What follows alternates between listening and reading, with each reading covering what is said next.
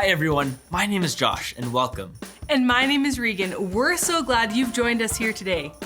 We're continuing our series where we're asking God to work through me, just like the Old Testament prophets. That's right, and I brought another installment of prophet puppetry for you to guess. Oh, this is so fun. I love guessing games. Me too. Okay, we've got two people for you. First is this guy. He's the prophet. Well, he looks like all the other prophets. We're definitely gonna need more clues for this one. Yep, and this is the other guy. Whoa, that guy's covered in spots. Is he sick? Well, yes he is, but only at the beginning of the story. His wife's servant girl gives him some very good advice. Oh, I think I know who it is. And I bet our friends do too. Don't call it out yet. Let's wait and check out our story to see if you're right. In the land of Syria, there lived a mighty man of valor by the name of Naaman. He was a strong warrior that commanded the Syrian army. Naaman fought many battles and was a courageous man, but one thing made him vulnerable. He was a leper. Leprosy was a terrible and painful skin disease. The disease began slowly, but it would eventually turn him into a disfigured, ugly, and infected man. In those days, lepers were outcasts and lived in their own colonies. No person wanted to come in contact with a leper.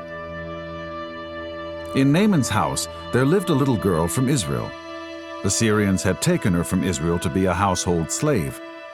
One day she spoke with Naaman's wife and told her of a prophet who lived in Israel that could heal Naaman's leprosy.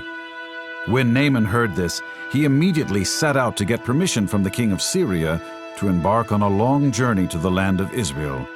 He wanted to find that prophet and ask for healing. In the meantime, the king of Syria wrote a letter in which he asked the king of Israel for permission to heal Naaman.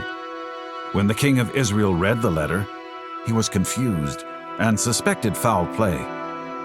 When the prophet Elisha heard of the news, he corrected the king and asked that Naaman be sent to him. And so it happened. When Naaman arrived at Elisha's house, a servant came out to meet him. Naaman was angry, since he thought Elisha would welcome him in person. The servant then spoke to Naaman. "Here is what Elisha says. Go to the Jordan River and wash off 7 times. Your leprosy will be healed."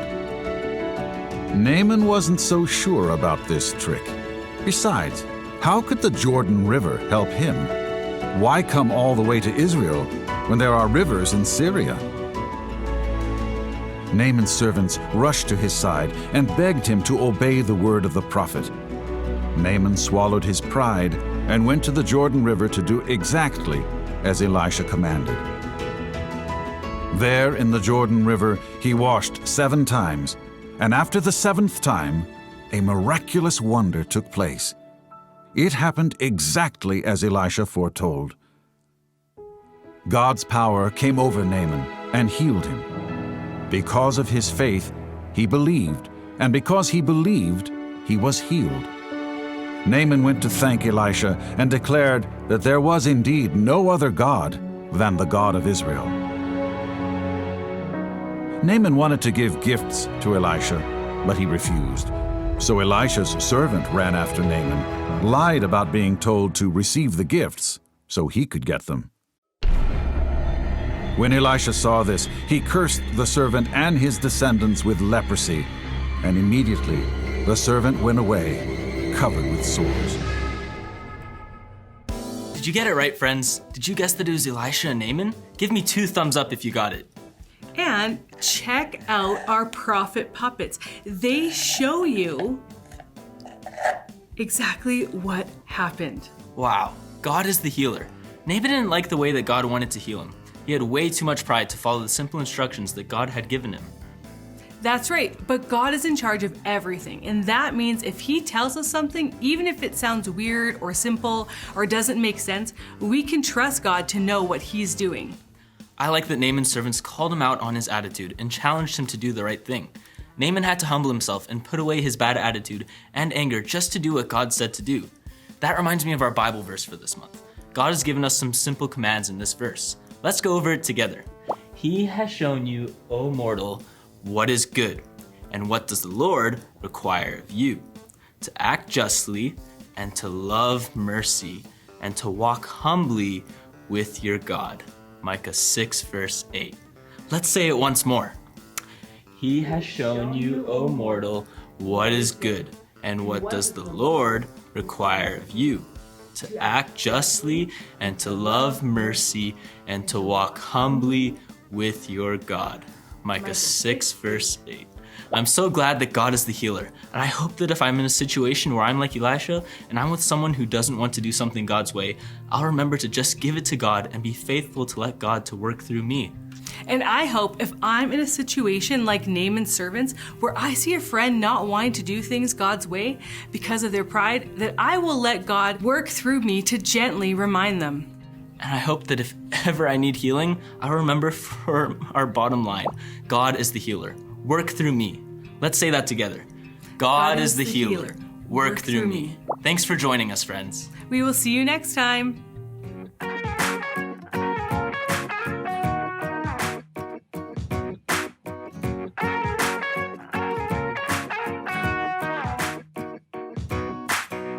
There have been times my heart was sad. I felt like everything was bad. But God sent me a friend I could talk to, who had been through some really hard things too.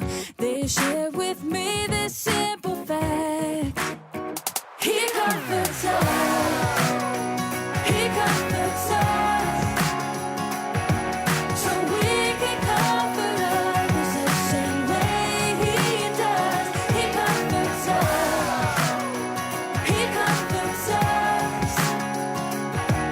So we can comfort others the same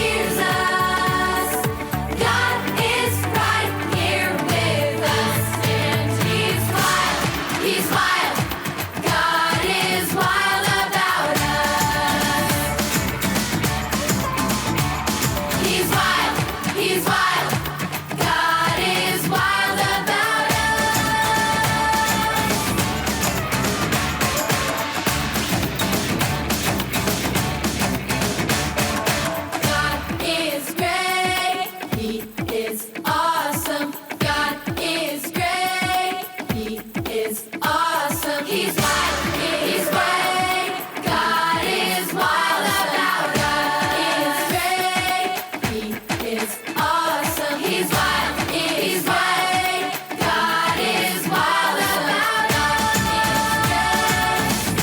It's awesome.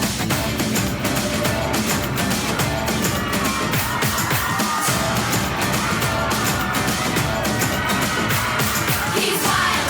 He's wild. God is wild about us. He's wild. He's wild. God is wild about us. He's wild. He's wild. God is wild about us. It's awesome. He's wild. He's wild. God is wild about us. God is wild about us. Hey friends, my name is Miss Tara. This month we started a new offering project to support our friends at Next Step Ministries. They provide a safe place for women to stay. These ladies have had struggles and do not have a place to live. Our offering money will go to provide towels, bedding, and pillows for these women who are hoping to start a new life and now have a place to call home. It's a place where they can get to know Jesus and He can heal their hearts. As friends of Jesus, we have a cool opportunity to help these women by giving our offering. Go ahead and put your offering in now. At Children's Ministry, we can show God's love to others by using our loaves and fish dollars. You all have an opportunity to get loaves and fish dollars. 1, bringing a friend to church with you or invite them to watch with you online. Or 2, memorizing your Bible verse for the month and tell your leader or a grown-up in your house. 3, reading the Bible at least 3 times each week. Make sure to share that with a grown-up in your house or your leader. If you're watching online, your grown-up can fill out an online form and our team will track how many loaves and fish dollars are in your account. If you're in person, you can just tell your leader and get your loaves and fish dollars right away. Every dollar you collect can be used to help someone here in Calgary, in Canada, or somewhere else in the whole world. Remember, it's always better to give than it is to receive. At the end of every month, the Loaves and Fish store will be open for you to be able to use your loaves and fish dollars.